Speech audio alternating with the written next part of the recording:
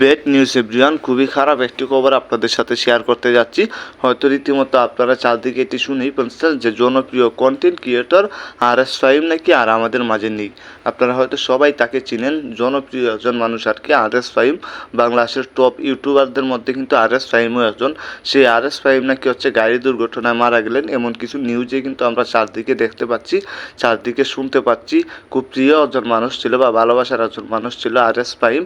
তো আসলে কি এই নিউজটা সত্য? যে অনেকেই বলতেছে যে RS ফাহিম চৌধুরী নাকি আর নাই, কিন্তু আসলে ভাই এই নিউজটা একবারে মিথ্যা, বা এটা গুজব বা বানানো একটা নিউজ। RS ফাহিম না, RS ফাহিমের একজন ক্যামেরাম্যান বলতে পারেন, আজিম। সেই আজিম আর নেই আর কি। একটি ভিডিও শ্যুট করতে গিয়ে আজিমের মাথার পিছন দিকে কিন্তু আঘাত লাগে, সেই কারণেই আজিম সাথে সাথে কিন্তু বুঝতেই পারছেন যে ডেট হয়ে যায়। সো এই জিনিসটা কিন্তু RS ফাহিম তার যে ভেরিফাই ফেসবুক পেজ, সেই ফেসবুক পেজের মধ্যে ক্লিয়ার করলেন। এখন অনেকেই বলতেছে যে এর পুরা দায়ভার RS ফাহিমের, কিন্তু আমরা তো জানি যে RS ফাহিম তার যে প্রত্যেকটা মেম্বার আছে সবাইকে তার ফ্যামিলির মতো ভালোবাসেন, বা তার পরিবারেরই একটা অংশ মনে করেন, তার ছোটো ভাই হিসাবে কিন্তু সবাইকে দেখেন।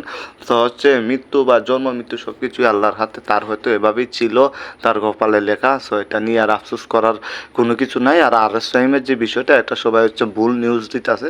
সো এগুলা থেকে সবাই দূরে থাকবেন। আর সত্যি কথা হলো যে RS ফাহিম না, RS ফাহিমের যে একজন ক্যামেরাম্যান আজিম, সেই আর নাই আর কি।